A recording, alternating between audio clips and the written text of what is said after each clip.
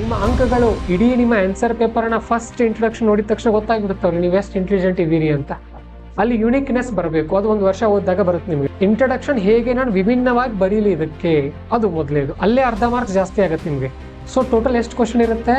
20 question ಅಲ್ಲಿ ಪ್ರತಿಯೊಂದು ಪ್ರಶ್ನೆಗೆ ಅರ್ಧ ಮಾರ್ಕ್ಸ್ ನಿಮಗೆ ಸಿಗ್ತಾ ಹೋದ್ರೆ ಎಷ್ಟು ಮಾರ್ಕ್ಸ್ ಹೆಚ್ಚಾಯ್ತು? 10 ಮಾರ್ಕ್ಸ್. ಎಲ್ಲರಿಗಿಂತ 10 ಮಾರ್ಕ್ಸ್ ಜಾಸ್ತಿ ನಿಮಗೆ ಬೀಳಬೇಕು ಅಂದ್ರೆ ನಿಮ್ಮ ಇಂಟ್ರೊಡಕ್ಷನ್ ತುಂಬಾ ಚೆನ್ನಾಗಿರ್ಬೇಕು. ಇನ್ನು ಎರಡನೇ ಪಾಯಿಂಟ್, ಹೆಡ್ಡಿಂಗ್ ಗಳನ್ನ ನಾನು ಇದ್ರಲ್ಲಿ ಎಷ್ಟು ಹಾಕಬೇಕು ಅದು ಗೊತ್ತಿರಬೇಕು. ಇದು ಹೆಡ್ಡಿಂಗ್ ಅಂತ ಗೊತ್ತಾಗ್ತಾ ಇದೆ, ಇದು ಪಾಯಿಂಟ್ ಅಂತ ಗೊತ್ತಾಗ್ತಾ ಇದೆ ಅಲ್ಲ ನಮಗೆ. ಸೊ ಇಲ್ಲಿ ಈ ಪಾಯಿಂಟ್ ಅನ್ನ ನೋಡಿ, ಈ ಸಾಲುಗಳನ್ನ ಸಮೀಪ ಬರೆದಿದ್ದಾರೆ, ಇಲ್ಲಿ ಸ್ವಲ್ಪ ಜಾಸ್ತಿ ಸ್ಪೇಸ್ ಬಿಟ್ಟಿದಾರಲ್ಲ, ಹೀಗಿರ್ಬೇಕು. ನಿಮ್ಗೆ ನೋಡಿದ ತಕ್ಷಣ ನಮ್ಗೆ ಈಸಿ ಆಗಬೇಕು. ಚೆಕ್ ಮಾಡೋರಿಗೆ ಎಷ್ಟು ಈಸಿ ಮಾಡ್ತೀರಿ ಕೆಲಸ, ನಿಮ್ಗೆ ಅಷ್ಟು ಅಂಕ ಜಾಸ್ತಿ ಬರುತ್ತೆ. ನೀವು ಅಲ್ಲಿ ಇಲ್ಲಿ ಸಂಧಿಗೊಂದೆಲ್ಲ ಸೇರಿಸಿ ಬರೆದ್ರಿ, ನಿಮ್ಗೆ ಏನಾಗುತ್ತೆ, ನಮ್ಗೆ ಚೆಕ್ ಮಾಡೋರು ಕನ್ಫ್ಯೂಸ್ ಆಗುತ್ತೆ, ಅಂಕಗಳು ಚೆನ್ನಾಗಿ ಬರಲ್ಲ. ಮೂರನೇ ಪಾಯಿಂಟ್ ಏನು ಅಂತ ಅಂದ್ರೆ, ಈ ಪಾಯಿಂಟ್ಗಳೇನಿರುತ್ತಲ್ಲ ಅದರೊಳಗಡೆ ಇಂಪಾರ್ಟೆಂಟ್ ಕೀವರ್ಡ್ಗಳಿಗೆ ಅಂಡರ್ಲೈನ್ ಮಾಡೋದು. ಮ್ಯಾಕ್ಸಿಮಮ್ UPSC ಇದು 2025 ಅಂಕ ಆಗುತ್ತೆ, ಮೇನ್ಸ್ ಇದೆಲ್ಲ ಸೇರಿಸಿ, ಇಂಟರ್ವ್ಯೂ ಸೇರಿಸಿ. ಸೊ ಇದರಲ್ಲಿ ನಿಮಗೆ ಸಿಗೋ ಟಾಪರ್ಗೆ ಎಷ್ಟಿರುತ್ತೆ ಅಂದರೆ 1050 ಅಥವಾ ಮ್ಯಾಕ್ಸಿಮಮ್ 1100 ಅಂಕ ಬೀಳುತ್ತೆ ಟಾಪರ್ಗಳಿಗೆ. ಇಷ್ಟೇ ನೆನ್ಪಿಟ್ಕೊಡ್ರಿ, 50 ಪೇಜ್ ಇದೆ ಅಲ್ವಾ, ಒಂದು ಪೇಜ್ಗೆ ನಿಮ್ಮ ಗುರಿ ಎಷ್ಟಿರಬೇಕು? 3 ಮಾರ್ಕ್ಸ್ ನಿಮ್ಮ ಗುರಿ. ನೀವು ಬರೆದಿರೋ ಪಾಯಿಂಟ್ಸಿಂದ 3 ಮಾರ್ಕ್ಸ್ ನಿಮಗೆ ಸಿಗಬೇಕು. ಆ ಥರ ಟಾರ್ಗೆಟ್ ಹಾಕೊಡ್ರಿ. ಯಾವ ವಿದ್ಯಾರ್ಥಿ GS ಪೇಪರ್ಗಳಲ್ಲಿ 450 ಫಸ್ಟ್ ಪ್ಲಸ್ ತೊಗೊಳ್ತಾರೆ, ಅವ್ರ ರ್ಯಾಂಕ್ 100 ಒಳಗಡೆ ಬಂದೇ ಬರ್ತಾರೆ ಅವ್ರು. ಸೊ 450 ಪ್ಲಸ್ 130 ಎಷ್ಟಾಯಿತು? 580. ಆಪ್ಷನಲ್ 500 ಅಂಕಕ್ಕಿರುತ್ತೆ.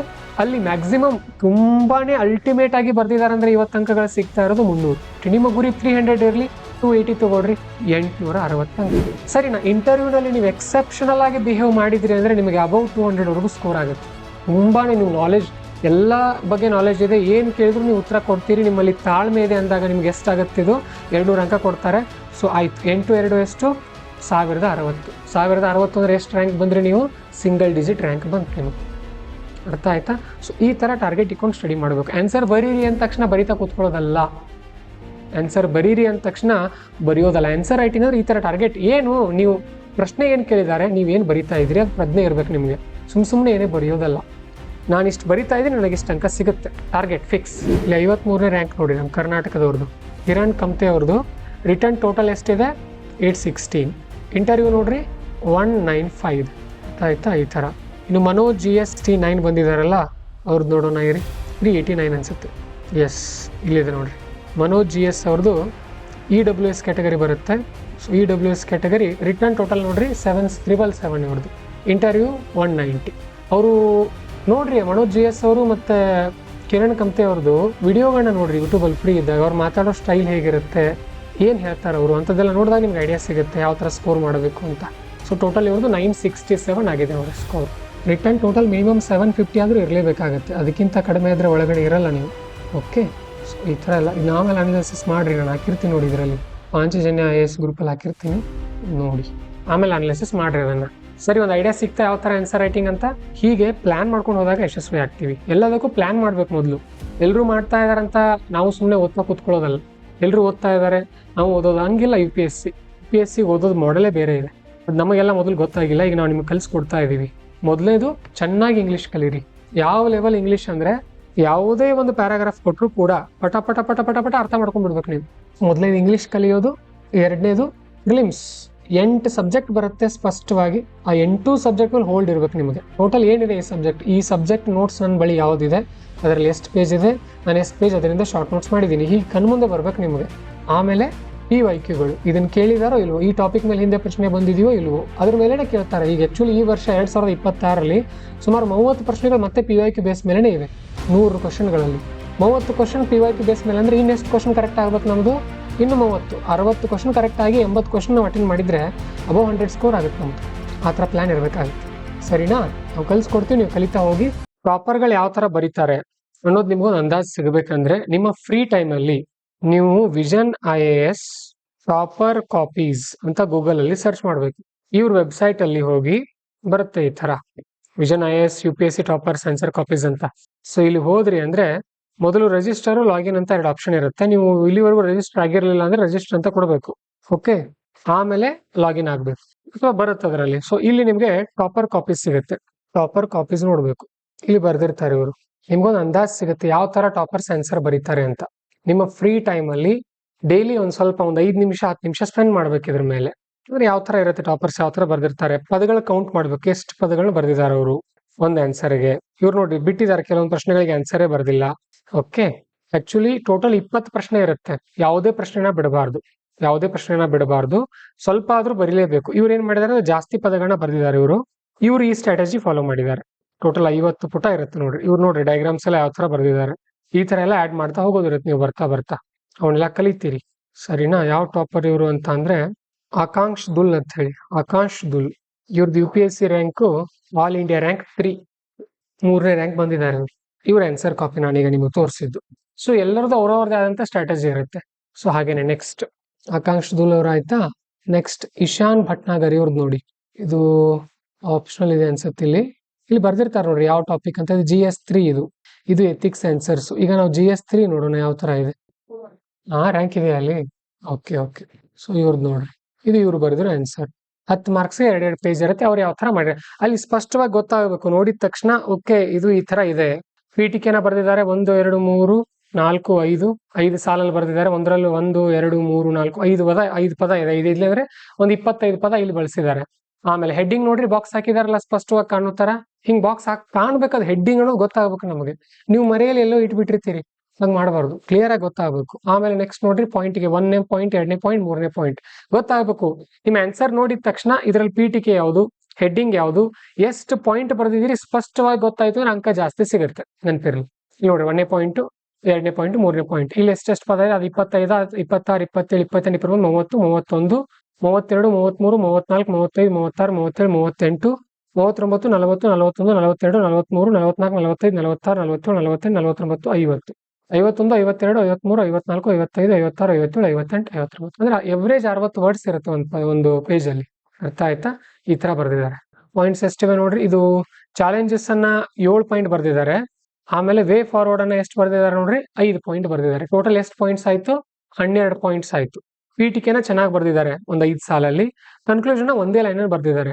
ಯಾವತ್ತು 10 ಮಾರ್ಕ್ಸ್ ನ ಪ್ರಶ್ನೆಗೆ ಕನ್ಕ್ಲೂಷನ್ ಜಾಸ್ತಿ ಆಗತ್ತೆ ಇಲ್ಲಿ. ಓಕೆ, 15 ಮಾರ್ಕ್ಸ್ ನ ಪ್ರಶ್ನೆಗೆ ಸ್ವಲ್ಪ ಬೇಕಾಗುತ್ತೆ. ಸರಿನಾ? ಸೊ 12 ಪಾಯಿಂಟ್ ಪೀಠಿಕೆ ಸ್ವಲ್ಪ. ಸೊ ಟೋಟಲ್ ಎವರೇಜ್ ಆಗಿ ಇವ್ರದ್ದು ರ್ಯಾಂಕ್ ಎಷ್ಟು ಬಂದಿತ್ತು? ಇವ್ರದ್ದು ಇಲ್ಲಿ ಎಷ್ಟೇ ರ್ಯಾಂಕ್ ಇತ್ತು ಇವ್ರದ್ದು? 5ನೇ ರ್ಯಾಂಕ್. ಇಶಾನ್ ಭಟ್ನಾಗರ್ ರ್ಯಾಂಕ್ 5 ನೋಡ್ರಿ ಇವ್ರದ್ದು. GS3 ಆನ್ಸರ್ ಇವ್ರು.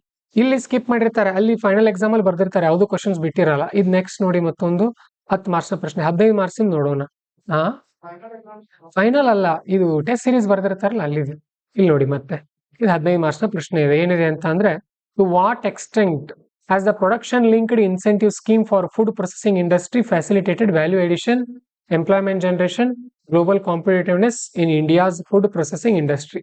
ಭಾರತದ ಫುಡ್ ಪ್ರೊಸೆಸಿಂಗ್ ಇಂಡಸ್ಟ್ರಿ ಇದೆಯಲ್ಲ, ಇದಕ್ಕೆ ಭಾರತ ಸರ್ಕಾರ ಪ್ರೊಡಕ್ಷನ್ ಲಿಂಕ್ಡ್ ಇನ್ಸೆಂಟಿವ್ ಸ್ಕೀಮ್ ಅನ್ನ ತಗೊಂಡ್ ಬಂದಿತ್ತು. ಇದು ವಿಷನ್ ಮ್ಯಾಗಝೈನ್ ಅಲ್ಲಿ ಕವರ್ ಆಗಿರೋ ಟಾಪಿಕ್. ಇದು ಪ್ರೊಡಕ್ಷನ್ ಲಿಂಕ್ಡ್ ಇನ್ಸೆಂಟಿವ್ ಅಂತಂದ್ರೆ ಒಂದು ಯಾವ್ದಾದ್ರು ಬಿಸಿನೆಸ್ ಇರುತ್ತೆ, ಆ ಬಿಸಿನೆಸ್ ಗೆ ಸರ್ಕಾರನೇ ದುಡ್ಡು ಕೊಟ್ಟು ಸಪೋರ್ಟ್ ಮಾಡುತ್ತೆ. ಇದನ್ನೇನಂತ ಕರೀತಾರೆ? ಪ್ರೊಡಕ್ಷನ್ ಲಿಂಕ್ಡ್ ಇನ್ಸೆಂಟಿವ್ ಸ್ಕೀಮ್ ಅಂತ ಕರೀತಾರೆ. ಸೊ ಆ ಒಂದು ಆಧಾರದಲ್ಲಿ ಇದರಿಂದ ವ್ಯಾಲ್ಯೂಡೇಷನ್ ಏನಾಗಿದೆ ದೇಶದಲ್ಲಿ, ಎಂಪ್ಲಾಯ್ಮೆಂಟ್ ಜನರೇಷನ್ ಗೆ ಎಷ್ಟು ಅನುಕೂಲ ಆಗಿದೆ, ಗ್ಲೋಬಲ್ ಕಾಂಪಿಟಿವ್ನೆಸ್ ಜಗತ್ತಿನಲ್ಲಿ ನಮ್ಮ ದೇಶ ಸ್ಪರ್ಧಾತ್ಮಕತೆಗೆ ಅನುಕೂಲ ಎಷ್ಟಾಗಿದೆ ಅದನ್ನ ಕೇಳ್ತಾ ಇದ್ದಾರೆ. ಸೊ ಇದಕ್ಕೆ ಇವ್ರು ಏನು ಉತ್ತರ ಬರೀತಾರೆ ನೋಡ್ರಿ. The production linked incentive scheme focused on providing incentives such as a tax benefit, GST remission and over incentive based on the extent of production. ಅಂದ್ರೆ ಎಷ್ಟು ಪ್ರೊಡಕ್ಷನ್ ಆಗುತ್ತಲ್ಲ ಅದರ ಆಧಾರದಲ್ಲಿ ಅವರಿಗೆ ಇನ್ಸೆಂಟಿವ್ ಅನ್ನು ಕೊಡಲಾಗುತ್ತೆ. It is an integral component of make in India towards making India manufacturing hub. 2 points ಇದೆ ಇಲ್ಲಿ. ಈ ಇಂಟ್ರೊಡಕ್ಷನ್ 2 ಪಾಯಿಂಟ್ಸ್ ಇದೆ. ಏನ್ ಪಾಯಿಂಟ್ ಇದೆ ಅಂತ ಅಂದ್ರೆ, ಈ ಪ್ರೊಡಕ್ಷನ್ ಲಿಂಕ್ಡ್ ಇನ್ಸೆಂಟಿವ್ ಸ್ಕೀಮ್ ಏನ್ ಮಾಡ್ತಾ ಇದೆ ಅಂತ ಹೇಳ್ತಾ ಇದ್ದಾರೆ, ಮತ್ತೆ ಎದರ ವಿಶೇಷ ಇದು ಅಂತ ಹೇಳ್ತಾ ಇದ್ದಾರೆ. ಮೊದಲನೇದು ಇದರಿಂದ ಏನಾಗ್ತಾ ಇದೆ ಅಂದ್ರೆ, ಉತ್ಪಾದನೆ ಮಾಡೋರಿಗೆ ಟ್ಯಾಕ್ಸ್ ಬೆನಿಫಿಟ್ ಸಿಗ್ತಾ ಇದೆ. ಈಗ ಉದಾಹರಣೆಗೆ ಒಂದು ಕಂಪನಿ ಇದೆ ಅನ್ಕೊಳ್ರಿ, ಆ ಕಂಪನಿಯವ್ರು ಏನ್ ಮಾಡ್ತಿರ್ತಾರೆ, ಒಂದ್ ಯಾವ್ದೋ ಪ್ರಾಡಕ್ಟ್ ಅನ್ನ ಉತ್ಪಾದನೆ ಮಾಡ್ತಿರ್ತಾರೆ. ಅದಕ್ಕೆ ಸರ್ಕಾರ ಏನ್ ಮಾಡ್ತಾ ಅನ್ಕೊಳ್ಳೋಣ, ಸಡನ್ ಆಗಿ ಟ್ಯಾಕ್ಸ್ ರಿಮೂವ್ ಮಾಡ್ತಾ ಅನ್ಕೊಳ್ಳೋಣ. ಟ್ಯಾಕ್ಸ್ ರಿಮೂವ್ ಮಾಡಿದಾಗ ಏನಾಗುತ್ತೆ, ಅವ್ರು ಖುಷಿ ಆಗತ್ತಲ್ಲ, ಯಾಕೆ ಪ್ರಾಫಿಟ್ ಜಾಸ್ತಿ ಆಗುತ್ತೆ ಕಂಪನಿದು. GSTನೂ ಕೂಡ ಕಡಿಮೆ ಮಾಡಿರ್ತಾರೆ ಆ ತರ. ಹಾಗೇನೆ ಇದರಿಂದ ದೇಶಕ್ಕೆ ಏನ್ ಅನುಕೂಲ ಇದೆ, ನಮ್ಮ ದೇಶದಲ್ಲಿ ಉತ್ಪಾದನೆ ಜಾಸ್ತಿ ಆಗೋದ್ರಿಂದ ಏನ್ ಅನುಕೂಲ ಇದೆ, GDP ಜಾಸ್ತಿ ಆಗುತ್ತೆ ದೇಶದ್ದು. ಇದರಿಂದ ಮತ್ತೇನಾಗುತ್ತೆ, ದೇಶ ಮೇಕ್ ಇನ್ ಇಂಡಿಯಾ ಆಗುತ್ತೆ. ಹೌದು ಇಲ್ವಾ? ಸೊ ಆ ತರ ಬರ್ದಿದ್ದಾರೆ. ಸೊ ನಾವ್ ಹೇಗೆ ಈ ತರ ಥಿಂಕ್ ಮಾಡೋದು, ನೀವು ಒಂದು ವರ್ಷ UPSC ನೀಟಾಗಿ ಓದಾಗ ಬರುತ್ತೆ ಈ ತರ ಸಾಲುಗಳು, ಏನು ಡಿಫಿಕಲ್ಟಿ ಇಲ್ಲ. ಸರಿ, ಹಾಗಿದ್ರೆ ಏನ್ ಬರೀತಾರೆ ನೋಡ್ರಿ. The PLI scheme has had on integral role in the food processing industry as follows. ಯಾವ ತರ ಅದು ಫುಡ್ ಪ್ರೊಸೆಸಿಂಗ್ ಇಂಡಸ್ಟ್ರಿಯಲ್ಲಿ ಪಾತ್ರವನ್ನು ವಹಿಸಿದೆ ಅಂತ ಹೇಳ್ತಾರೆ. ಅದ್ರಲ್ಲಿ ಪಾಯಿಂಟ್ ಬರೀತಾರೆ. Role in value addition. Value addition ಯಾವ ತರ ಆಗಿದೆ 3 ಪಾಯಿಂಟ್ ಬರೆದಿದ್ದಾರೆ. ರೋಲ್ ಇನ್ ಎಂಪ್ಲಾಯ್ಮೆಂಟ್ ಜನರೇಷನ್ ಮತ್ತೆ 4 ಪಾಯಿಂಟ್ ಬರೆದಿದ್ದಾರೆ. Role in enhancing global competitiveness ಮತ್ತೆ 4 ಪಾಯಿಂಟ್ ಬರೆದಿದ್ದಾರೆ. ಅರ್ಥ ಆಯ್ತಾ? ಸೊ ಟೋಟಲ್ ಏನಾಯ್ತು ಅಂದ್ರೆ ಇಲ್ಲಿ 3 point role, 4 point employment generation ಬಗ್ಗೆ, ಆಮೇಲೆ ಗ್ಲೋಬಲ್ ಕಾಂಪಿಟೇಟಿವ್ನೆಸ್ ಬಗ್ಗೆ 4 ಪಾಯಿಂಟ್. ಸೊ ಇಲ್ಲಿಗೆ 2 ಪೇಜ್ ತುಂಬಿತು, ಇನ್ನೂ 1 ಪೇಜ್ ಖಾಲಿ ಉಳಿತಾ ಇದೆ. ಸೊ ಅಲ್ಲಿ ಏನು ಬರೆಯೋದು? 15 ಮಾರ್ಕ್ಸ್ ನ ಪ್ರಶ್ನೆ ಇದೆ ಇದು. 15 ಮಾರ್ಕ್ಸ್ ನ ಪ್ರಶ್ನೆಯಲ್ಲಿ ಏನ್ ನೀವು ಥಿಂಕ್ ಮಾಡ್ಬೇಕು ಅಂದ್ರೆ, ಈ ಸ್ಕೀಮ್ ನ ಚಾಲೆಂಜಸ್ ಏನಿದೆ, ಪರಿಹಾರ ಏನು, ಈ ತರ ನೀವು ಥಿಂಕ್ ಮಾಡೋದು. 10 ಮಾರ್ಕ್ಸ್ ಜಸ್ಟ್ ಡೈರೆಕ್ಟ್ ಪ್ರಶ್ನೆ ಅಷ್ಟೇ, ಬಟ್ 15 ಮಾರ್ಕ್ಸ್ ನ ಪ್ರಶ್ನೆ ಅಂದಾಗ ಸ್ವಲ್ಪ ಎಕ್ಸ್ಟ್ರಾ ಥಿಂಕ್ ಮಾಡ್ಬೇಕಾಗುತ್ತೆ ನೀವು. ಓಕೆ, ಸೊ ಈಗ ಉದಾಹರಣೆಗೆ ನೀವೇ ಹೇಳ್ರಿ, ನೀವೇ ಥಿಂಕ್ ಮಾಡ್ರಿ. ಯಾವುದೋ ಒಂದು ಸ್ಕೀಮ್ ಅನ್ನ ಕೊಟ್ಟು ಇದರಿಂದ ಏನ್ ವ್ಯಾಲ್ಯೂ ಅಡಿಷನ್ ಆಗ್ತಾ ಇದೆ, ಎಂಪ್ಲಾಯ್ಮೆಂಟ್ ಹೇಗೆ ಜನರೇಟ್ ಆಗ್ತಾ ಇದೆ, ಗ್ಲೋಬಲ್ ಕಾಂಪಿಟೇಟಿವ್ನೆಸ್ ಅಂದ್ರೆ ಜಗತ್ತಿನಲ್ಲಿ ನಮ್ಮ ಉತ್ಪನ್ನದ ಗುಣಮಟ್ಟ ಹೇಗೆ ವೃದ್ಧಿ ಆಗುತ್ತೆ ಅನ್ನೋದ್ರ ಬಗ್ಗೆ 3 ಪೇಜ್ ಬರೆಯೋಕ್ಕಾಗತ್ತೆ ಯಾರಿಗಾದ್ರೂ? ಅಷ್ಟು ಪಾಯಿಂಟ್ ಜನರೇಟ್ ಮಾಡೋಕ್ ಆಗಲ್ಲ ನಮ್ಗೆ ಇಲ್ಲಿ. ಹಾಗಾಗಿ 2 ಪೇಜ್ ಅದ್ರ ಬಗ್ಗೆ ಬರೆದು 3ನೇ ಪೇಜ್ ಏನ್ ಬರ್ದಿದ್ದಾರೆ ಅಂದ್ರೆ ಅವರು ಇದರ ಚಾಲೆಂಜಸ್ ಏನಿದೆ, 3 ಚಾಲೆಂಜಸ್ ಬರ್ದಿದ್ದಾರೆ, ಲಿಮಿಟೇಷನ್ಸ್, ಆಮೇಲೆ ಒಂದು 4 ಪರಿಹಾರ ಕೊಟ್ಟಿದ್ದಾರೆ, ಆಮೇಲೆ ಕನ್ಕ್ಲೂಷನ್ ನ ಬರ್ದಿದ್ದಾರೆ. ವರ್ಡ್ ಕೌಂಟ್ ಮಾಡೋಣ, ಒಂದು ಅಂದಾಜು ನಮಗೆ ಸಿಗುತ್ತೆ ಇಲ್ಲಿ. 1 2 3 4 5 6 ಅಂದ್ರೆ ಒಂದ್ ಸಾಲಲ್ಲಿ ಎವರೇಜ್ 5 ಪದ ಇದೆ ಇವ್ರದ್ದು. 1 2 3 4 5 6 7 8 9 10 11 12 13. ಎವರೇಜ್ ಎಷ್ಟಿದೆ ಸಾಲು? 13 ಸಾಲಿದೆ. 13 ಇಂಟು 5 13 5 65 ಅಲ್ಲ? ಸೊ ಎವರೇಜ್ 65 ವರ್ಡ್ಸ್ ಈ ಪೇಜ್ ಅಲ್ಲಿ. 60-65 ರೇಂಜ್ ಅಲ್ಲಿ ಇರಬೇಕು. ಸೊ ಹಾಗಿದ್ರೆ ಒಂದು ಪೇಜ್ ಅಲ್ಲಿ 60 ಪದ ಅಂದ್ರೆ 3 ಪೇಜ್ ಅಲ್ಲಿ ಎಷ್ಟಾಯ್ತು? 180. ಇವ್ರು UPSC ಅವ್ರು ಹೇಳೋದು ಎಷ್ಟು ಪೇಜ್ ಬರೀರಿ ಅಂತ? 250. ಆಗಲ್ಲ, ಯಾರಿಂದನೂ ಆಗಲ್ಲ, ತಲೆ ಕೆಡ್ಸ್ಕೊಳಕ್ ಹೋಗ್ಬೇಡ್ರಿ. ನಿಮ್ಮ ಆನ್ಸರ್ ಇಷ್ಟೇ ನೋಡಿ. ಯಾವುದೇ ಆನ್ಸರ್ ಬರೆಯೋಕ್ಕಿಂತ ಮುಂಚೆ ನೀವ್ ಏನ್ ಥಿಂಕ್ ಮಾಡ್ರಿ ಅಂದ್ರೆ, ಇದಕ್ಕೆ ಇನ್ನೊಬ್ಬರಿಗಿಂತ ವಿಭಿನ್ನವಾಗಿ ನಾನು ಹೇಗೆ ಪೀಠಿಕೆ ಬರೀಲಿ, ಮೊದಲೇದು ನಿಮ್ಗೆ ಅಲ್ಲೇ ಸ್ಕಿಲ್ ಗೊತ್ತಾಗ್ಬಿಡುತ್ತೆ, ನೀವು ಎಷ್ಟು ಇಂಟೆಲಿಜೆಂಟ್ ಇದೀರಿ ಅನ್ನೋದು ಅಲ್ಲೇ ಗೊತ್ತಾಗ್ಬಿಡುತ್ತೆ. ನಿಮ್ಮ ಅಂಕಗಳು ಇಡೀ ನಿಮ್ಮ ಆನ್ಸರ್ ಪೇಪರ್ ನ ಫಸ್ಟ್ ಇಂಟ್ರೊಡಕ್ಷನ್ ನೋಡಿದ ತಕ್ಷಣ ಗೊತ್ತಾಗ್ಬಿಡುತ್ತವ್ರಿ ನೀವು ಎಷ್ಟು ಇಂಟೆಲಿಜೆಂಟ್ ಇದೀರಿ ಅಂತ. ಅಲ್ಲಿ ಯುನಿಕ್ನೆಸ್ ಬರಬೇಕು, ಅದು ಒಂದು ವರ್ಷ ಓದಿದಾಗ ಬರುತ್ತೆ ನಿಮಗೆ. ಮೊದಲೇದು. ಎರಡನೇ ಪಾಯಿಂಟ್, ಮೊದಲನೇ ಪಾಯಿಂಟ್ ಏನು? ಇಂಟ್ರೊಡಕ್ಷನ್ ಹೇಗೆ ನಾನು ವಿಭಿನ್ನವಾಗಿ ಬರೀಲಿ ಇದಕ್ಕೆ, ಅದು ಮೊದಲೇದು. ಅಲ್ಲೇ ಅರ್ಧ ಮಾರ್ಕ್ಸ್ ಜಾಸ್ತಿ ಆಗುತ್ತೆ ನಿಮ್ಗೆ. ಸೊ ಟೋಟಲ್ ಎಷ್ಟು ಕ್ವಶನ್ ಇರುತ್ತೆ? 20 ಕ್ವಶನ್ ಅಲ್ಲಿ ಪ್ರತಿಯೊಂದು ಪ್ರಶ್ನೆಗೆ ಅರ್ಧ ಮಾರ್ಕ್ಸ್ ನಿಮಗೆ ಸಿಗ್ತಾ ಹೋದ್ರೆ ಎಷ್ಟು ಮಾರ್ಕ್ಸ್ ಹೆಚ್ಚಾಯ್ತು? 10 ಮಾರ್ಕ್ಸ್. ಎಲ್ಲರಿಗಿಂತ 10 ಮಾರ್ಕ್ಸ್ ಜಾಸ್ತಿ ನಿಮಗೆ ಬೀಳಬೇಕು ಅಂದ್ರೆ ನಿಮ್ ಇಂಟ್ರೊಡಕ್ಷನ್ ತುಂಬಾ ಚೆನ್ನಾಗಿರ್ಬೇಕು. ಇದು. ಇನ್ನು ಎರಡನೇ ಪಾಯಿಂಟ್, ಹೆಡ್ಡಿಂಗ್ ಗಳನ್ನ ನಾನು ಇದ್ರಲ್ಲಿ ಎಷ್ಟು ಹಾಕಬೇಕು ಅದು ಗೊತ್ತಿರಬೇಕು. ಅರ್ಥ ಆಯ್ತಾ? ಹೆಡ್ಡಿಂಗ್ ಅನ್ನ ಎಷ್ಟು ಹಾಕ್ಬೇಕು, ಮತ್ತೆ ಅದೇನಾಗ್ಬೇಕು, ಕಾಣ್ಬೇಕದ್ ನಮಗೆ. ಎಲ್ಲೋ ಒಂದು ಮೂಲೆಯಲ್ಲಿ ಅಲ್ಲ, ಇಲ್ಲಿ ನೋಡ್ರಿ, ನೀವೇ ನೋಡ್ರಿ, ಇಲ್ಲಿ ಸ್ಪಷ್ಟವಾಗಿ ಕಾಣ್ತಾ ಇದೆಯಾ? ಇದು ಹೆಡ್ಡಿಂಗ್ ಅಂತ ಗೊತ್ತಾಗ್ತಾ ಇದೆ, ಇದು ಪಾಯಿಂಟ್ ಅಂತ ಗೊತ್ತಾಗ್ತಾ ಇದೆಯಲ್ಲ ನಮಗೆ. ಸೊ ಇಲ್ಲಿ ಈ ಪಾಯಿಂಟ್ ಅನ್ನ ನೋಡಿ, ಈ ಸಾಲುಗಳನ್ನ ಸಮೀಪ ಬರೆದಿದ್ದಾರೆ, ಇಲ್ಲಿ ಸ್ವಲ್ಪ ಜಾಸ್ತಿ ಸ್ಪೇಸ್ ಬಿಟ್ಟಿದಾರಲ್ಲ, ಹೀಗಿರ್ಬೇಕು. ನಿಮ್ಗೆ ನೋಡಿದ ತಕ್ಷಣ ನಮ್ಗೆ ಈಸಿ ಆಗ್ಬೇಕು. ಚೆಕ್ ಮಾಡೋರಿಗೆ ಎಷ್ಟು ಈಸಿ ಮಾಡ್ತೀರಿ ಕೆಲಸ, ನಿಮ್ಗೆ ಅಷ್ಟು ಅಂಕ ಜಾಸ್ತಿ ಬರುತ್ತೆ. ನೀವು ಅಲ್ಲಿ ಇಲ್ಲಿ ಸಂಧಿಗೊಂದಿಲ್ಲ ಸೇರಿಸಿ ಬರ್ದ್ರಿ, ನಿಮ್ಗೆ ಏನಾಗುತ್ತೆ, ನಮ್ಗೆ ಚೆಕ್ ಮಾಡೋರು ಕನ್ಫ್ಯೂಸ್ ಆಗುತ್ತೆ, ಅಂಕಗಳು ಚೆನ್ನಾಗಿ ಬರಲ್ಲ. ಗೊತ್ತಿರಲಿ. ಸರಿನಾ? ಇಲ್ಲೂ ನೋಡಿ, ಕ್ಲಿಯರ್ ಆಗಿ ಗೊತ್ತಾಗುತ್ತೆ, ಇದು ಹೆಡ್ಡಿಂಗ್ ಅಂತ ಗೊತ್ತಾಗುತ್ತೆ, ಇದು ಪಾಯಿಂಟ್ ಅಂತ ಗೊತ್ತಾಗುತ್ತೆ. ಅರ್ಥ ಆಯ್ತಾ? ಇದು ಒಂದನೇ ಪಾಯಿಂಟ್ ಏನು? ಇಂಟ್ರೊಡಕ್ಷನ್ ಚೆನ್ನಾಗಿ ಬರೆಯೋದು. ಎರಡನೇ ಪಾಯಿಂಟ್ ಏನು? ಹೆಡ್ಡಿಂಗ್ ಗಳು ಮತ್ತು ಪಾಯಿಂಟ್ ಅನ್ನ ಎಷ್ಟು ಬರಲಿ ಅನ್ನೋ ಒಂದು ಅಂದಾಜನ್ನ ತಗೊಳ್ಳೋದು. ಮೂರನೇ ಪಾಯಿಂಟ್ ಏನು ಅಂತ ಅಂದ್ರೆ, ಈ ಪಾಯಿಂಟ್ ಗಳೇನಿರುತ್ತಲ್ಲ ಅದ್ರೊಳಗಡೆ ಇಂಪಾರ್ಟೆಂಟ್ ಕೀವರ್ಡ್ ಗಳಿಗೆ ಅಂಡರ್ಲೈನ್ ಮಾಡೋದು. ಇದು ಮೂರನೇ ಪಾಯಿಂಟ್ ನಿಮ್ದು. ಇದು ಮೂರನೇ ಪಾಯಿಂಟ್. ಕೊನೆಯದಾಗಿ ಏನು? ಕನ್ಕ್ಲೂಷನ್ ಬರೆಯೋದು. ಅರ್ಥ ಆಯ್ತಾ? ಸೊ ಈ ತರ ನೀವು ಬರಿಬೇಕಾಗಿತ್ತು ನೋಡ್ರಿ ಆನ್ಸರ್ ಅನ್ನ. ಕ್ಲಿಯರ್ ಆಯ್ತಾ? ಈ ತರ ಒಂದು ಐಡಿಯಾ ಇರಲಿ ನಿಮಗೆ.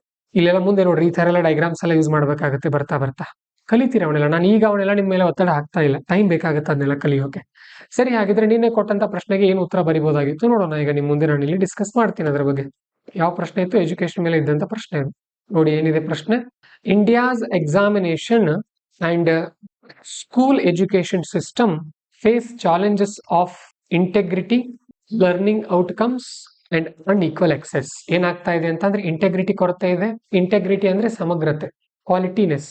ಆಮೇಲೆ ಲರ್ನಿಂಗ್ ಔಟ್ಕಮ್ಸ್ ಗಳು ಸರಿಯಾಗಿಲ್ಲ, ಮತ್ತೆ ಅನ್ಈಕ್ವಲ್ ಆಕ್ಸೆಸ್.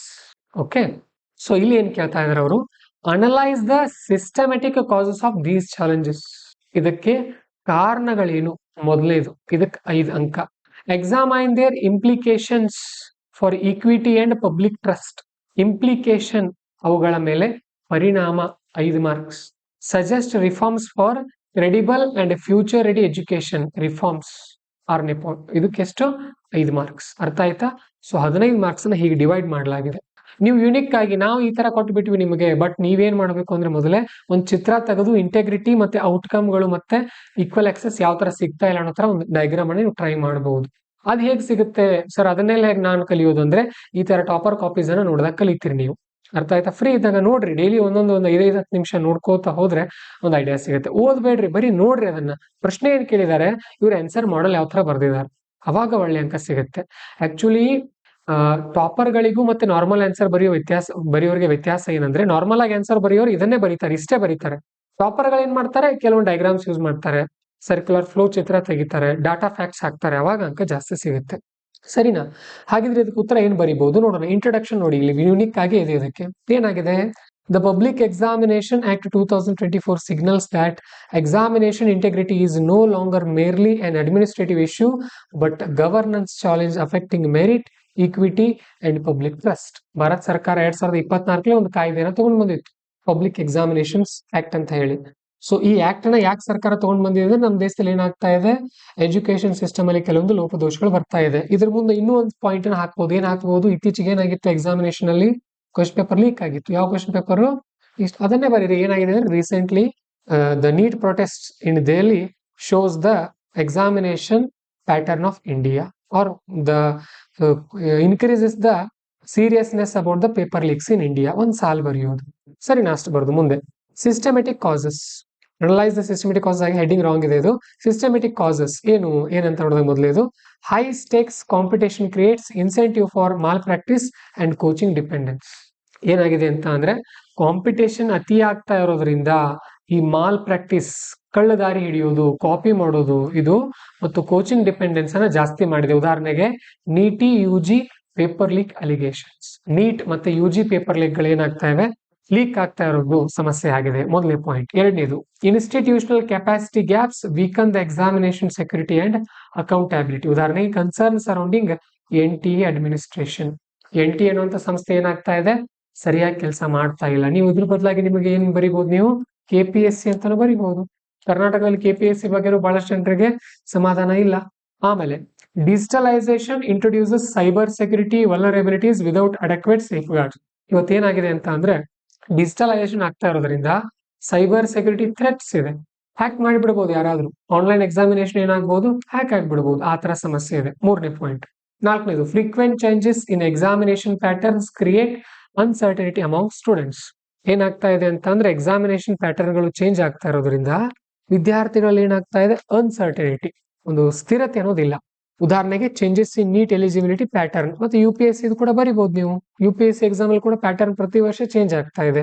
ಹಾಗೇನೆ weak foundational learning increases dependence on external coaching. ಏನಾಗ್ತಾ ಇದೆ ಅಂದ್ರೆ, ಫೌಂಡೇಶನ್ ಸರಿಯಾಗಿ ಇಲ್ಲದೆ ಇರೋದ್ರಿಂದ ವಿದ್ಯಾರ್ಥಿಗಳು ಕೋಚಿಂಗ್ ಮೇಲೆ ಡಿಪೆಂಡ್ ಆಗ್ತಾ ಇದ್ದಾರೆ. ಇವು ಸಿಸ್ಟಮ್ಯಾಟಿಕ್ ಕಾಸಸ್ಗಳು. ಸರಿನಾ? ಇದಿಷ್ಟೇ ಅಲ್ಲದೆ ಮತ್ತೆ ಏನೇನು ಪಾಯಿಂಟ್ಸ್ ಆಡ್ ಮಾಡಬಹುದು ನೀವು.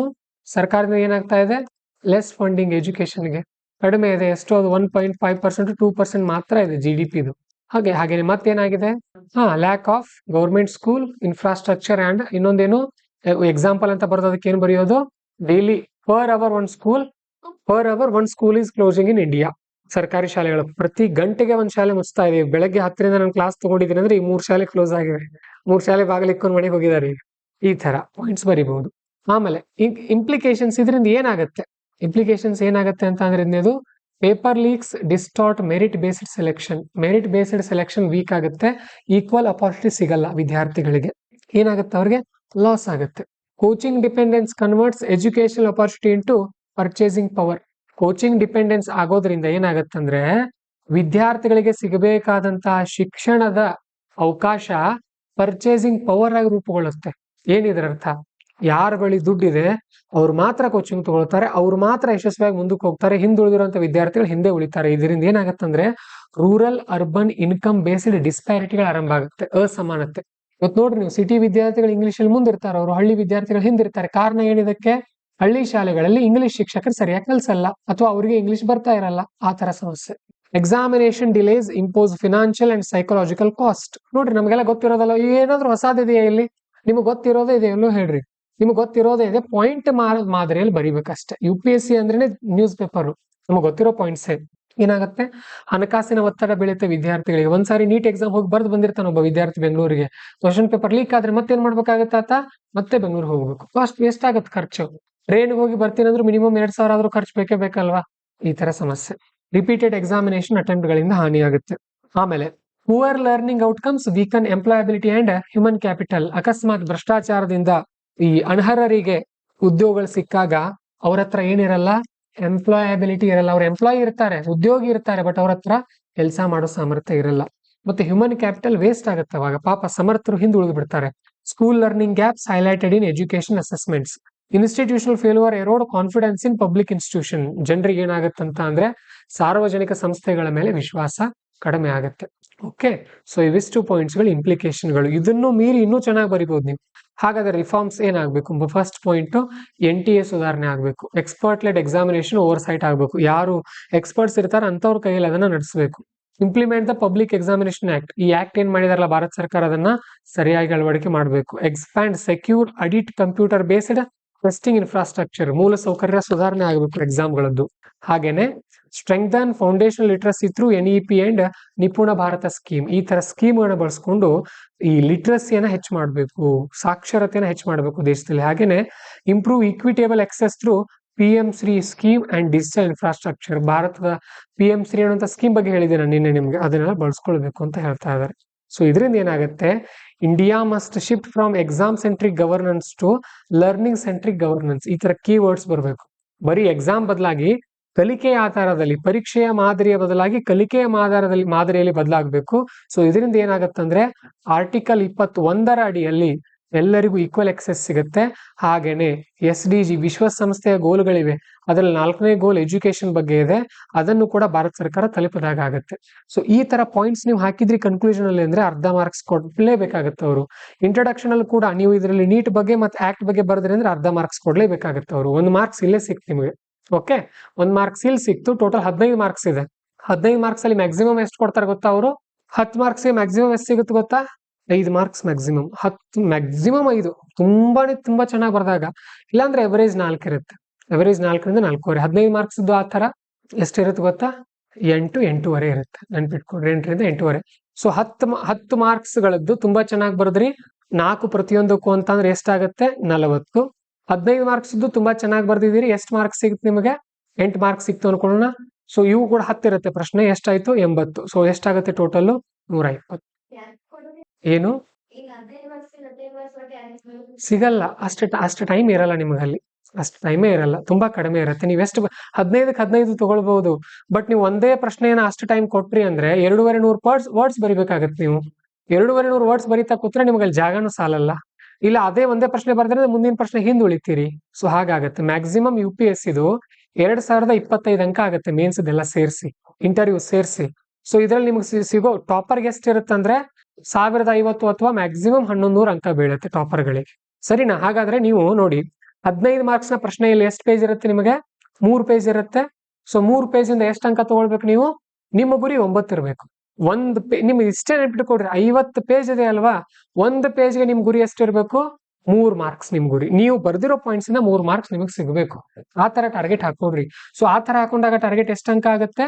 150. ಸೊ ಟೋಟಲ್ ಮಾರ್ಕ್ಸ್ ಎಷ್ಟು ಪೇಪರ್ ಇರುತ್ತೆ? ಅದು 250 ಅಂಕದ್ದು ಇರುತ್ತೆ. 150 ನಿಮ್ಮ ಟಾರ್ಗೆಟ್ ಇರುತ್ತೆ. ಸೊ ಹೆಚ್ಚು ಕಮ್ಮಿ ಹೋದ್ರೆ ಎವರೇಜ್ ಪ್ರತಿ ಪೇಜಿಗೆ 2 ಅಂಕ ತಗೊಂಡಿದ್ರಿ ಅನ್ಕೋಣ ಮಿನಿಮಮ್. ಸೊ ಎಷ್ಟಾಗುತ್ತೆ ನಿಮ್ ಸ್ಕೋರು? 100. ಹೌದಲ್ಲ? ಸೊ ಇನ್ನೊಂದು ಅರ್ಧ ಅಂಕನು ತಗೊಂಡ್ರಿ, ಇನ್ನೊಂದು ಅರ್ಧ ಅಂಕ ತಗೊಂಡ್ರಿ ಅಂದ್ರೆ ಎಷ್ಟಾಗತ್ತೆ? 25 ಮತ್ ಬರುತ್ತೆ. ಸೊ 125 ಅಂಕ ಆದ್ರೂ ಬೀಳುತ್ತೆ ನಿಮ್ಗೆ. ಅರ್ಥ ಆಯ್ತಾ? ಸೊ ಈ ತರ ಟಾರ್ಗೆಟ್ ಹಾಕೊಳ್ಬೇಕು. ಪ್ರತಿ ಪೇಪರ್ಗೂ 125 ಅಂದ್ರೆ ಎಷ್ಟಾಗತ್ತೆ ನೋಡ್ರಿ? 4 GS ಪೇಪರ್ಗಳಿರುತ್ತೆ. ಎಷ್ಟಾಯ್ತು? ಸೊ ಇದೊಂದು 400, ಇದೊಂದು 100 ಅಂದ್ರೆ ಎಷ್ಟಾಯ್ತು ಅಂಕ? 500. ಯಾವ ವಿದ್ಯಾರ್ಥಿ GS ಪೇಪರ್ಗಳಲ್ಲಿ 450 ಫಸ್ಟ್ ಪ್ಲಸ್ ತಗೊಳ್ತಾರೆ ಅವ್ರ ರ್ಯಾಂಕ್ 100 ಒಳಗಡೆ ಬಂದೇ ಬರ್ತಾರೆ ಅವ್ರು. ನೆನ್ಪಿಟ್ಕೊಡ್ರಿ. GS ಅಲ್ಲಿ ಪ್ಲಸ್ ಇದು ಎಸ್ಸೆ ಬರುತ್ತೆ. ಎಸ್ಸೆ ಇದು ನಿಮ್ಮ ಗುರಿ 150 ಇರ್ಲಿ, ಅವರೇಜ್ 130 ಬರ್ಲಿ. ಸೊ 450 ಪ್ಲಸ್ 130 ಎಷ್ಟಾಯ್ತು? 580. ಆಯ್ತಾ? ಆಪ್ಷನಲ್ 500 ಅಂಕಕ್ಕಿರುತ್ತೆ. ಅಲ್ಲಿ ಮ್ಯಾಕ್ಸಿಮಮ್ ತುಂಬಾನೇ ಅಲ್ಟಿಮೇಟ್ ಆಗಿ ಬರ್ದಿದ್ದಾರೆ ಅಂದ್ರೆ 50 ಅಂಕಗಳು ಸಿಗ್ತಾ ಇರೋದು 300. ಅಲ್ಟಿಮೇಟ್ ಇದೆ ಅಂತಂದ್ರೆ 300 ಸಿಗುತ್ತೆ. ಇಲ್ಲ ತುಂಬಾ ಚೆನ್ನಾಗಿದೆ ಅಂದ್ರೆ 280. ಎವರೇಜ್ ಬರ್ದಿದ್ದಾರೆ ಅಂದ್ರೆ 250. ನಿಮ್ಮ ಗುರಿ 300 ಇರ್ಲಿ, 280 ತಗೊಳ್ರಿ. ತುಂಬಾ ಚೆನ್ನಾಗಿ ಸಾಕು. ಎಷ್ಟಾಯ್ತು? 8 16 ಇಲ್ಲೊಂದು ಇಲ್ಲಿ ಎಷ್ಟಾಯ್ತು? 860 ಅಂಕ. ಸರಿನಾ? ಇಂಟರ್ವ್ಯೂ ನಲ್ಲಿ ನೀವು ಎಕ್ಸೆಪ್ಷನಲ್ ಆಗಿ ಬಿಹೇವ್ ಮಾಡಿದ್ರಿ ಅಂದ್ರೆ ನಿಮಗೆ ಅಬೌವ್ 200 ವರೆಗೂ ಸ್ಕೋರ್ ಆಗುತ್ತೆ. ತುಂಬಾನೇ ನೀವು ನಾಲೆಜ್, ಎಲ್ಲಾ ಬಗ್ಗೆ ನಾಲೆಜ್ ಇದೆ, ಏನ್ ಕೇಳಿದ್ರು ನೀವು ಉತ್ತರ ಕೊಡ್ತೀರಿ, ನಿಮ್ಮಲ್ಲಿ ತಾಳ್ಮೆ ಇದೆ ಅಂದಾಗ ನಿಮ್ಗೆ ಎಷ್ಟಾಗತ್ತೆ? ಇದು 200 ಅಂಕ ಕೊಡ್ತಾರೆ. ಸೊ ಆಯ್ತು, 8 2 ಎಷ್ಟು? 1060. 1060 ಅಂದ್ರೆ ಎಷ್ಟು ರ್ಯಾಂಕ್ ಬಂದ್ರೆ ನೀವು? ಸಿಂಗಲ್ ಡಿಜಿಟ್ ರ್ಯಾಂಕ್ ಬಂತು ನಿಮಗೆ. ಅರ್ಥ ಆಯ್ತಾ? ಸೊ ಈ ತರ ಟಾರ್ಗೆಟ್ ಇಟ್ಕೊಂಡು ಸ್ಟಡಿ ಮಾಡ್ಬೇಕು. ಆನ್ಸರ್ ಬರೀರಿ ಅಂದ ತಕ್ಷಣ ಬರಿತಾ ಕೂತ್ಕೊಳ್ಳೋದಲ್ಲ. ಆನ್ಸರ್ ಬರೀರಿ ಅಂದ ತಕ್ಷಣ ಬರೆಯೋದಲ್ಲ. ಆನ್ಸರ್ ರೈಟಿಂಗ್ ಅಂದ್ರೆ ಈ ತರ ಟಾರ್ಗೆಟ್. ಏನು ನೀವು ಪ್ರಶ್ನೆ ಏನ್ ಕೇಳಿದ್ದಾರೆ, ನೀವೇನ್ ಬರಿತಾ ಇದ್ರಿ ಅದು ಪ್ರಜ್ಞೆ ಇರ್ಬೇಕು ನಿಮ್ಗೆ. ಸುಮ್ನೆ ಏನೇ ಬರೆಯೋದಲ್ಲ. ನಾನು ಇಷ್ಟು ಬರಿತಾ ಇದ್ದೀನಿ, ನನಗೆ ಇಷ್ಟು ಅಂಕ ಸಿಗುತ್ತೆ, ಟಾರ್ಗೆಟ್ ಫಿಕ್ಸ್. ಟೋಟಲ್ 20 ಪ್ರಶ್ನೆ ಇರುತ್ತೆ. GS 1, 2, 3 ನಲ್ಲಿ 20 ಪ್ರಶ್ನೆಯಿಂದ 10 ಮಾರ್ಕ್ಸಿನ 10 ಪ್ರಶ್ನೆಗಳಿರುತ್ತೆ 100, 15 ಮಾರ್ಕ್ಸ್ನ 10 ಪ್ರಶ್ನೆಗಳಿರುತ್ತೆ 150, 250 ಅಂಕಗಳದ್ದು. ಟೋಟಲ್ 50 ಪುಟ ಇರುತ್ತೆ ನಿಮಗೆ, 50 ಪೇಜ್. 10 ಮಾರ್ಕ್ಸ್ಗೆ 2 ಪೇಜ್ ಇರುತ್ತೆ, 15 ಮಾರ್ಕ್ಸ್ಗೆ 3 ಪೇಜ್ ಇರುತ್ತೆ. ಅರ್ಥ ಆಯ್ತಾ? ಸೊ ನಿಮ್ ಗುರಿ ಇರ್ಲಿ ಏನಂತ ಅಂದ್ರೆ 3 ಗುರಿ ಇಟ್ಕೊಡ್ರಿ ಒಂದ್ ಪೇಜ್ ಅಲ್ಲಿ. ನನಗೆ ಇದನ್ನ ನಾನು ಬರ್ದಿದ್ದೀನಿ ಅಂದ್ರೆ ನನಗೆ 3 ಮಾರ್ಕ್ಸ್ ಬೀಳಬೇಕು. ಸೊ 3 ಮಾರ್ಕ್ಸ್ ಬೀಳ್ಬೇಕಂದ್ರೆ ಎಷ್ಟು ಪಾಯಿಂಟ್ ಬರಬೇಕು ನೀವು? ನಿಮ್ಮ ಒಂದು ಪೇಜ್ ಅಲ್ಲಿ ವ್ಯಾಲಿಡ್ 6 ಪಾಯಿಂಟ್ಸ್ ಇರಬೇಕು.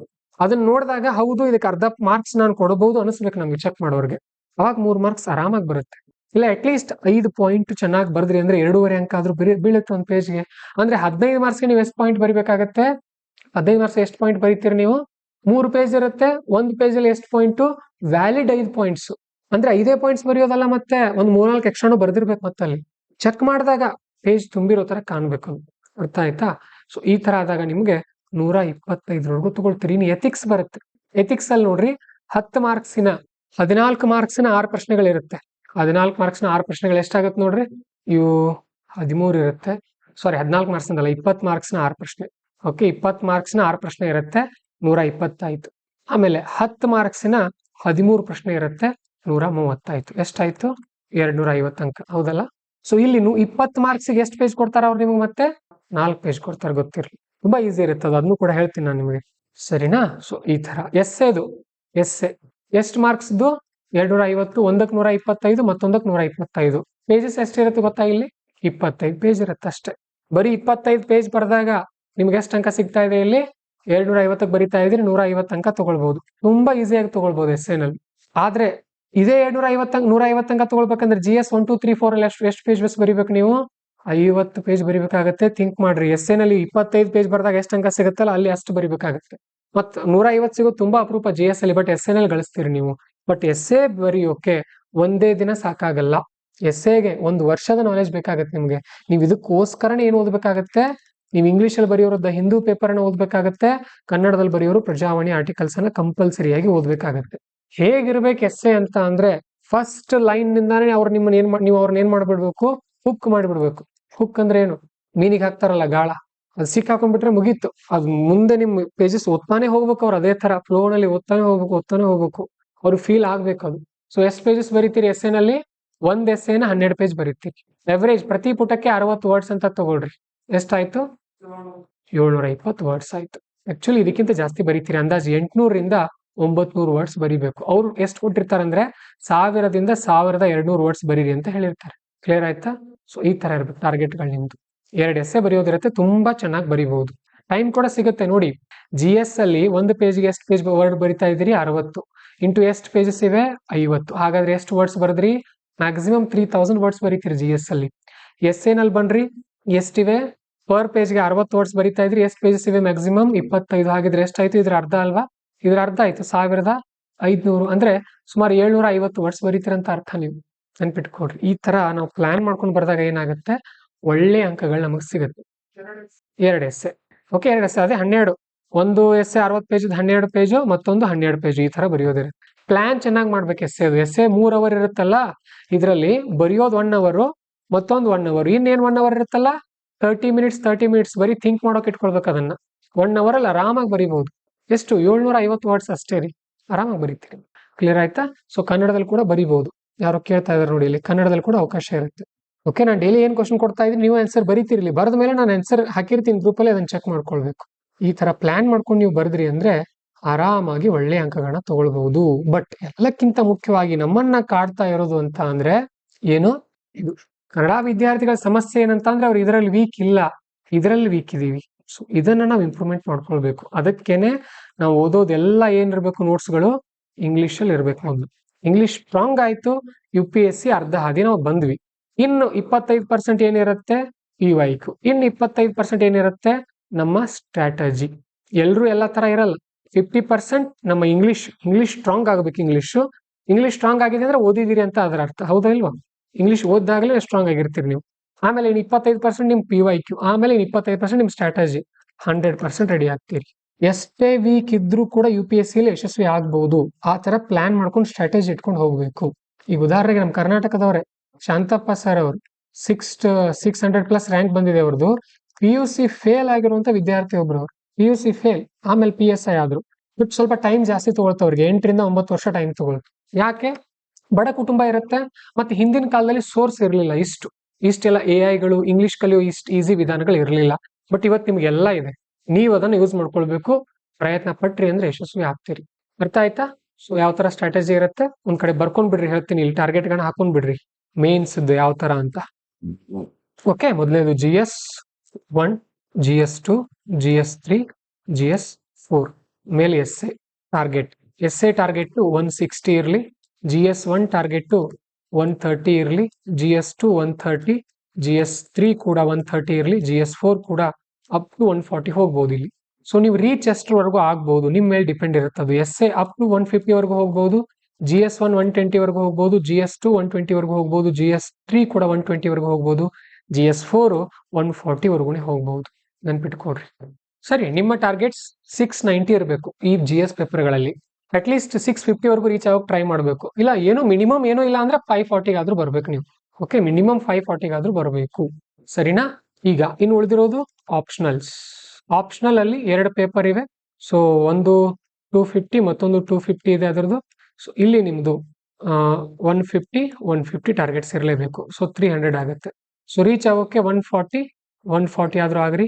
ಸೊ 280 ಆಗುತ್ತೆ. ಇಲ್ಲ ಅಟ್ಲೀಸ್ಟ್ 130, 120, ಮಿನಿಮಮ್ 250 ಆದ್ರೂ ಆಗ್ಲೇಬೇಕು ಲೀಸ್ಟ್ ಕೇಸಲ್ಲಿ. ಸರಿ, ಹಾಗಿದ್ರೆ ಇದ್ರ ಪ್ರಕಾರ ಹೋದ್ರೆ ಇಲ್ಲಿ ಇದು 9 ಹಾಗೆ ಬರೀತೀನಿ, 6 3 9, 990 ಇಲ್ಲೇ ಸಿಕ್ಬಿಡುತ್ತೆ ನಿಮ್ಗೆ ಇದ್ರ ಪ್ರಕಾರ ಹೋದ್ರೆ. ಸೊ ಇಲ್ಲಿ 0 8 5 13, ಒಂದಿಲ್ಲಿ 6 3 9, 930 ಇಲ್ಲೇ ಆಯ್ತು. ಸೊ ಇದು ಲೀಸ್ಟ್ ಕೇಸ್ ಅಲ್ಲಿ 540, ಇದು 5 4 9, 5 2 7. ಇದು ಆಕ್ಚುಲಿ ಮಿನಿಮಮ್ 800 ಆದ್ರೂ ಬರಬೇಕು GS ರಿಟರ್ನ್ ನಲ್ಲೇ, ಅವಾಗ ನೀವು ಒಳಗಿರ್ತೀರಿ, ಇಲ್ಲಾಂದ್ರೆ ಕಷ್ಟ ಆಗುತ್ತೆ. ಎಸ್, ನೋಡಿ, ಮ್ಯಾಕ್ಸಿಮಮ್ ನಿಮ್ ಗುರಿ ಅದಕ್ಕೆ ಇರಬೇಕು ಅಂದ್ರೆ ರಿಟರ್ನ್ ಅಲ್ಲೇ 990 ಮಾಡೋಕೆ ಟ್ರೈ ಮಾಡ್ಬೇಕು ನೀವು. ಇಲ್ಲ 930 ವರ್ಗಾದ್ರೂ ಹೋಗ್ಬೇಕು. ಇಲ್ಲ ಏನೂ ಇಲ್ಲ ಅಂದ್ರೆ ಅಟ್ಲೀಸ್ಟ್ 800 ಆದ್ರೂ ಬರಲೇಬೇಕು ನಿಮಗೆ ರಿಟರ್ನ್ ಪೇಪರ್ ಅಲ್ಲಿ. ಸರಿನಾ? ಇನ್ ಇಂಟರ್ವ್ಯೂ ನಿಮ್ಮ ಗುರಿ 215 ಇರಲಿ, ಇಷ್ಟು ರೀಚ್ ಆಗಿರೋರು ಇದ್ದಾರೆ. ಇಲ್ಲ ಅಟ್ ಲೀಸ್ಟ್ 190 ಆದ್ರೂ ಇರಲಿ. ಇಲ್ಲ ಕನಿಷ್ಠ ಪಕ್ಷದ ಕೇಸಲ್ಲಿ 160 ಆದ್ರೂ ಇರಬೇಕು ಅಂತ. ಇದಕ್ಕಿಂತ ಹಿಂದೆ ಇದ್ರೆ ಅಂದ್ರೆ ಹೊರಗುಳಿತೀರಿ. ಸೊ ಫೈನಲ್ ಸ್ಕೋರ್ ನಿಮ್ದು UPSC ನಲ್ಲಿ ಟಾಪ್ ಸ್ಕೋರು 1205. ಇದಂತೂ ಇಲ್ಲಿವರೆಗೂ ರೀಚ್ ಆಗಿಲ್ಲ, ಯಾರು ಹೋಗಿಲ್ಲ ಇಲ್ಲಿವರೆಗೂ. 1160 ಲಾಸ್ಟ್ ಇದೆ. ಓಕೆ, ಆಮೇಲೆ ಇದು ಈ ಕೇಸಲ್ಲಿ ಬಂದ್ರೆ 1020, 1120 ಆಗುತ್ತೆ. ಇನ್ನು ಲೀಸ್ಟ್ ಕೇಸು 960. ಅದು ಕ್ಯಾಟಗರಿ ಮೇಲೆ ಡಿಪೆಂಡ್ ಆಗುತ್ತೆ. ಓಕೆ, ಈ ವರ್ಷ ರ್ಯಾಂಕ್ ಬಂದಿದ್ರಲ್ಲ ಕೆಲವೊಬ್ರು, ಅಲ್ಲಿ 22 ಕ್ವಶನ್ಸ್ ಇರುತ್ತೆ, ಸ್ವಲ್ಪ ಮಾಡೆಲ್ ಚೇಂಜ್ ಇರುತ್ತೆ, ಏನು ಬಹಳ ಇಲ್ಲ. ಈ ವರ್ಷ UPSC ಟಾಪರ್ ಒಂದು ಮಾರ್ಕ್ಸ್ ಕಾರ್ಡ್ ನೋಡೋಣ. ಈ ವರ್ಷ ಅನುಜ್ ಅಗ್ನಿಹೋತ್ರಿ ಬಂದಿದ್ರಲ್ಲ, ಸೊ ಇವ್ರದ್ದು ನೋಡ್ರಿ ಸ್ಕೋರು. SNL ನೋಡ್ರಿ 108 ಇದೆ, GS1 ನಲ್ಲಿ 111 ಇದೆ, GS2 ನಲ್ಲಿ 127 ಇದೆ, GS3 ನಲ್ಲಿ 103, GS4 ನಲ್ಲಿ 126, ಆಪ್ಷನಲ್ 142, ಆಪ್ಷನಲ್ 2 150, ರಿಟರ್ನ್ ಟೋಟಲ್ 867. ನಾನು ಹೇಳಿದಲ್ಲ ಮಿನಿಮಮ್ 800 ಅಬೌವ್ ಇರಬೇಕು ಟಾರ್ಗೆಟ್. ಇಂಟರ್ವ್ಯೂನಲ್ಲಿ ಒಳ್ಳೆ ಸ್ಕೋರ್ ಆಗಿದೆ ಅವ್ರದ್ದು, 204 ತಗೊಂಡಿದ್ದಾರೆ. ಓಕೆ, ಇಲ್ಲಾಗಿವೆ ನೋಡ್ರಿ. ಸೆಕೆಂಡ್ ರ್ಯಾಂಕ್ ಬಂದಿರೋರ್ದು 867 ಇದೆ ರಿಟರ್ನ್ ಅಲ್ಲೇ ತಗೊಂಡ್ಬಿಡೋದು ಒಳ್ಳೆ ಸ್ಕೋರ್ಗಳನ್ನ. ಅನಲೈಸಿಸ್ ಮಾಡ್ಬೇಕು ನೀವು ಇದನ್ನೆಲ್ಲ, ಅಂತಾಗ ನಿಮ್ಗೆ ಏನಾಗುತ್ತೆ ಗೊತ್ತಾಗುತ್ತೆ. ಇಲ್ಲಿದೇನಿಲ್ರಿ, ತೋರಿಸ್ತೀನಿ ನಿಮ್ಗೆ. ಬಹಳಷ್ಟು ಜನ ಏನ್ ಮಾಡ್ತಾರೆ ಗೊತ್ತಾ, UPSC ಹೋದವರು ಅನಲೈಸಿಸ್ ಮಾಡಲ್ಲ. ನಮ್ಮ ಫ್ರೆಂಡ್ ಒಬ್ಬ ಇದ್ದ, ತುಂಬಾ ಇಂಟೆಲಿಜೆಂಟ್, ತುಂಬಾ ಹಾರ್ಡ್ ವರ್ಕರು, ಬಟ್ ಸ್ಟ್ರಾಟಜಿನೇ ಮಾಡ್ತಿರ್ಲಿಲ್ಲ ಎಕ್ಸಾಮ್ಗೆ. ಪ್ರತಿ ವರ್ಷ UPSC ಪ್ರಿಲಿಮ್ಸ್ ಅಲ್ಲಿ 60-65 ಮಾರ್ಕ್ಸ್ ತಗೊಳ್ಳೋದು. 60-65 ಮಾರ್ಕ್ಸ್ ತಗೊಳ್ಳೋದು ಅಷ್ಟು ಈಸಿ ಇಲ್ಲ ಪ್ರಿಲಿಮ್ಸ್ ಎಕ್ಸಾಮ್ ಅಲ್ಲಿ. ಬಟ್ ಅಷ್ಟೇ, ಫಸ್ಟ್ ಇಯರ್ ಅಷ್ಟೇ, ಸೆಕೆಂಡ್ ಇಯರ್ ಅಷ್ಟೇ, 3ನೇ ಇಯರ್ ಅಷ್ಟೇ ಸ್ಕೋರು. ಸೊ ಇದರಿಂದ ತಪ್ಪು ಯಾರ್ದು? ಅವಂದೇ ಅಲ್ವಾ? ಸ್ಟ್ರಾಟಜಿ ಮಾಡ್ಬೇಕಲ್ವಾ? ಅಲ್ಲಿವರೆಗೂ ಬಂದಿದ್ದಾನಂದ್ರೆ ಹಾರ್ಡ್ ವರ್ಕ್ ಇದೆ ಅದ್ರ ಹಿಂದೆ, ಸ್ಟ್ರಾಟಜಿ ಇಲ್ಲ ಅಂದ್ರೆ ಫೇಲ್ ಆಗುತ್ತೆ. ಇಲ್ಲಿ 53ನೇ ರ್ಯಾಂಕ್ ನೋಡಿ ನಮ್ಮ ಕರ್ನಾಟಕದವ್ರದ್ದು, ಕಿರಣ್ ಕಮ್ತೆ ಅವ್ರದ್ದು. ರಿಟರ್ನ್ ಟೋಟಲ್ ಎಷ್ಟಿದೆ? 816. ಇಂಟರ್ವ್ಯೂ ನೋಡ್ರಿ 195. ಆಯ್ತಾ? ಈ ತರ. ಇನ್ನು ಮನೋಜ್ GS ಅಂತ ಒಬ್ರು 369 ಬಂದಿದಾರಲ್ಲ, ಅವ್ರದ್ದು ನೋಡೋಣ ಇರಿ. 389 ಅನ್ಸುತ್ತೆ. ಎಸ್, ಇಲ್ಲಿದೆ ನೋಡ್ರಿ. ಮನೋಜ್ GS ಅವ್ರದ್ದು EWS ಕ್ಯಾಟಗರಿ ಬರುತ್ತೆ. So EWS category return total ನೋಡ್ರಿ 777 ಇವ್ರದ್ದು. ಇಂಟರ್ವ್ಯೂ 190. ಅವರು ನೋಡ್ರಿ, ಮನೋಜ್ GS ಅವರು ಮತ್ತೆ ಕಿರಣ್ ಕಮ್ತೆ ಅವ್ರದ್ದು ವಿಡಿಯೋಗಳನ್ನ ನೋಡ್ರಿ ಯೂಟ್ಯೂಬ್ ಅಲ್ಲಿ ಫ್ರೀ ಇದ್ದಾಗ. ಅವ್ರು ಮಾತಾಡೋ ಸ್ಟೈಲ್ ಹೇಗಿರುತ್ತೆ, ಏನ್ ಹೇಳ್ತಾರೆ ಅವರು ಅಂತದೆಲ್ಲ ನೋಡಿದಾಗ ನಿಮ್ಗೆ ಐಡಿಯಾ ಸಿಗುತ್ತೆ ಯಾವ ತರ ಸ್ಕೋರ್ ಮಾಡಬೇಕು ಅಂತ.